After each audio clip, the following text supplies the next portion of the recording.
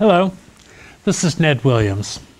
Welcome to part 4 of the Fixing Everything series on how to fix the federal government. Today, we'll be discussing healthcare. This will be a bottom-up fix, where we will present a new form of healthcare called group self-insurance that will compete in the open market with existing health insurance and could even operate within an Obamacare framework. Before I describe it, let's get a little background. Healthcare is an odd duck. Everybody wants it, and no one wants to pay for it. Third-party payer systems like Medicare and health insurance are inefficient and expensive, but they achieve support because of the illusion that someone else pays. Indirectly, we all pay. Employers pay health insurance costs and health-related taxes, and then they pass on those costs either through lower salaries or by raising the price of goods and services that we all use. But aren't Medicare and Social Security the third rail of politics because everyone loves them? Well, that's like saying, do children love Santa Claus? Of course they like programs that seem to give away stuff for free. However, the efficiency of the elves in Washington can hardly be compared with the Santa's workshop. The problem with Medicare is that there are identifiable costs, and our system is going broke. The average Medicare recipient receives $14,000 of services. Yet seniors still have to cover many of their own costs. If given the choice, would the average retired couple rather have Medicare coverage or the ability to spend $28,000 annually on private care like the one I will be presenting? Now let's look at health insurance, which is supposed to be the free market alternative to government programs. The original purpose of insurance was to spread the burden of unpredictable catastrophic events, a worthy objective. However, government has interfered with this process in 5 destructive ways. Tax deductibility. Normal expenses like physical exams are now paid through insurance to take advantage of the tax deduction. Regulation. Actions by regulators drive up costs and exclude competition. Price fixing. When government fixes prices for its own programs, it effectively sets prices for the entire market, since it's 50% of the medical market.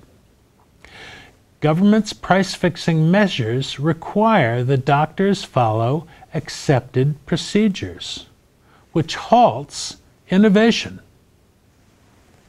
Next, free riders. Mandating that free emergency care be provided for those without insurance forces those costs on to those with insurance. Finally, our failed court system. Medical malpractice suits have caused an explosion in the cost of malpractice insurance for doctors and led to expensive avoidance procedures. Well, why aren't the insurance companies pushing back? As costs are driven up, premiums and profits are also driven up. So insurance companies are happy to see costs rise. Regulations not only drive up costs, but they keep new competitors from entering the market. Group self-insurance will return control of healthcare to the patient. With the patient back in control of payment, costs will go down and quality will go up. Renewed focus on satisfying individual needs cost-effectively will encourage innovation necessary to keep the U.S. at the forefront of medical evolution. Costs will be cut in half while improving care. Patients sensitized to the cost of services will drive down costs. Doctors will be more conscious of patient needs. The inefficiencies of third-party payment will disappear. Patient authorization should cut paperwork costs from the current 25% down to 10%. Unbiased advice will improve selection of doctors and selection of the effective courses of action. Okay, what is group self-insurance? Group self-insurance pools the resources of members, much like a normal insurance company. However, members retain ownership of their monthly contributions. This small change is critical because it sensitizes members to medical costs and gives them control over medical decisions. This is 21st century healthcare, which would not be possible without today's technology. Member resources will be pooled to cover catastrophic occurrences. And since the agent managing the process has no financial exposure, his knowledgeable employees can offer unbiased medical advice to members, something that's been missing in our current system. Now let's look at how a hypothetical group might operate. Members contribute to a common pool on a monthly basis. Unlike insurance, they retain ownership of those contributions minus a nominal monthly administrative fee. Members pay 100% of personal monthly expenses. When the expenses of a member exceed the monthly contribution, other members share excess expenses through their pooled contributions.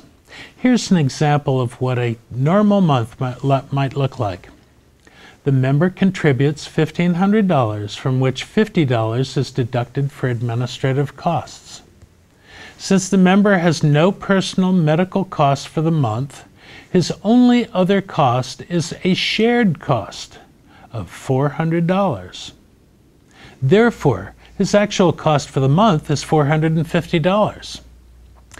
The $1,050 residual is credited toward his next month's contribution. Let's look at what happens to the sharing members. Contributions to the medical needs of others build what is called sharing equity. As this equity builds, it reduces the monthly sharing percentage required of the member.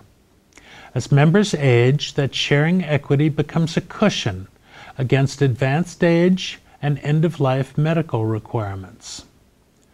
Older members entering with no sharing cushion can use Medicare or Medicare vouchers for primary support. Medical mentors. A medical mentor will be assigned by the agent to every member. When requested by the member, mentors present available options and make recommendations for medical care. However, the member makes all final decisions. At the request of the member, medical bills might be challenged by the mentor, using the buying power of the group to negotiate lower costs. What might be the objections to this form of healthcare? Those in the industry will certainly claim adverse selection, since the healthy will be drawn away from their programs, leaving them with higher risk clients. It's true that the healthy are desperate for a better alternative. However, those with higher risk may also wish to join an organization where quality long-term health at reduced cost is the primary focus.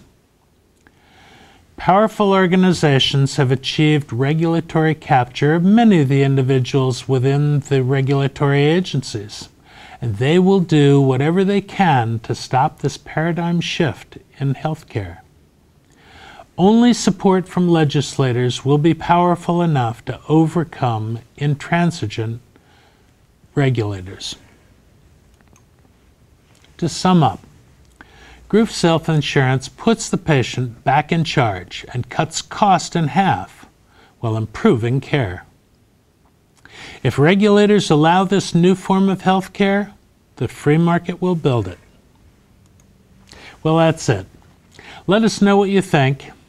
If you missed the first 3 parts of the Fixing Everything series on MHTV, they can be found on YouTube by searching my full name, Nedland Williams.